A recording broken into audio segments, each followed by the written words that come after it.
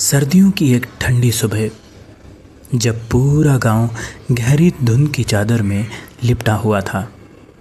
धुंध इतनी ज़्यादा थी कि 2 कदम आगे देख पाना भी मुश्किल था। कुछ लड़कियां एक साथ स्कूल जा रही थीं। उनके कंधों पर बैग थे। हाथों को ठंड से बचाने के लिए वो अपनी शॉल और स्वेटर को कस के पकड़े हुई थी। यार, आज तो बहुत ज़्यादा ठंड है, एक लड़की ने हल्की सी कांपती हुई आवाज़ में कहा।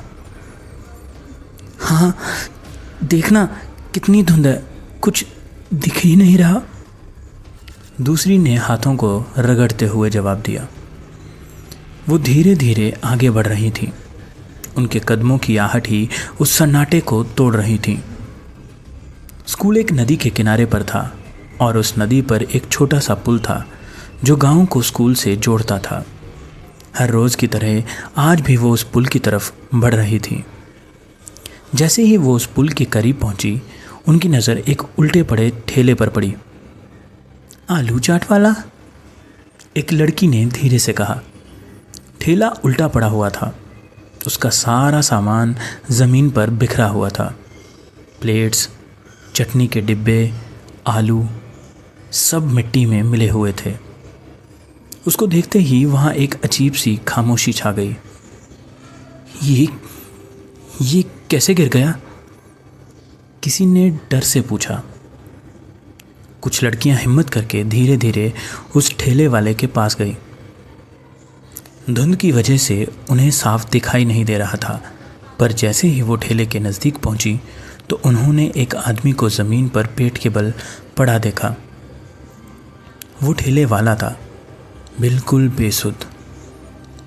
अंकल, अंकल, एक लड़की ने हिचकिचाते हुए आवाज़ लगाई। कोई जवाब नहीं मिला। दूसरी लड़की ने थोड़ा झुककर उसे हिलाया। अंकल, उठिए। फिर भी कोई हरकत नहीं हुई। अब डर उनके चेहरों पर साफ नजर आ रहा था। हिम्मत कर उन्होंने उस आदमी को धीरे से सीधा किया और जैसे ही उसका चेहरा सामने आया, सबकी सांसें एक पल के लिए रुक गई। उस आदमी के होंठ नीले पड़ चुके थे।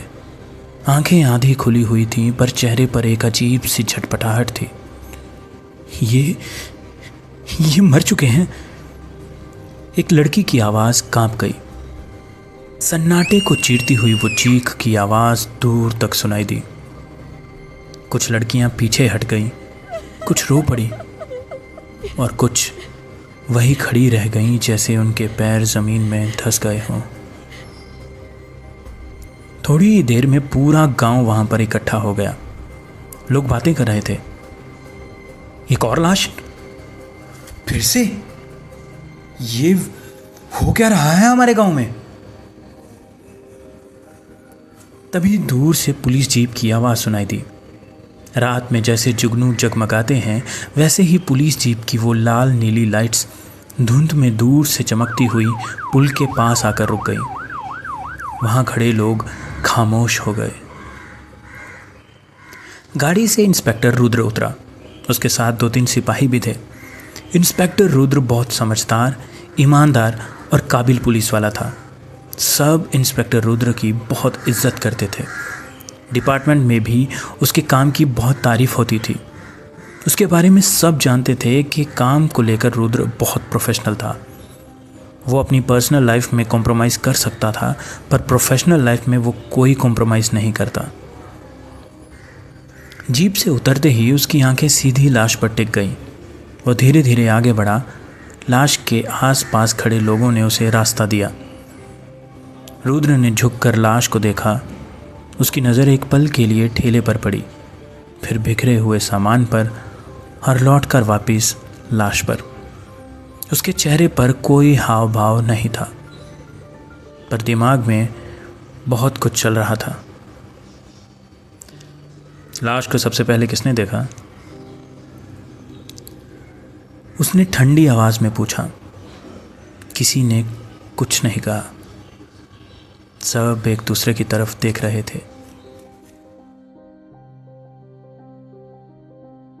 पुलिस कॉलोनी के एक शानदार डुप्लेक्स घर की बालकनी में एक आराम कुर्सी पर बैठे रुद्र के एक हाथ में सिगरेट था और दूसरे हाथ में एक ग्लास। रुद्र अपने ही ख्यालों में खोया हुआ था।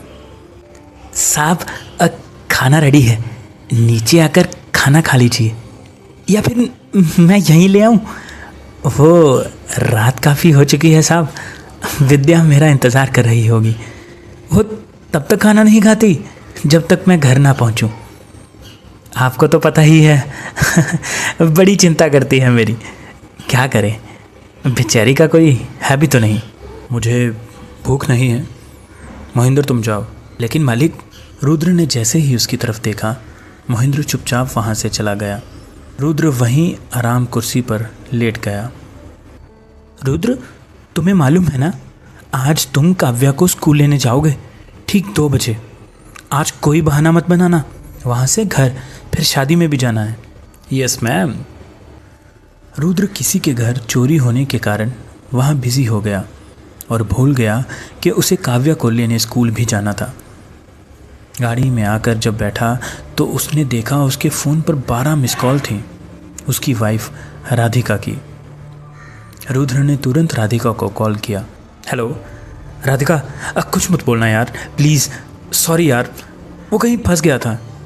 उसे कोई जवाब नहीं मिला। Hello hello Radhika.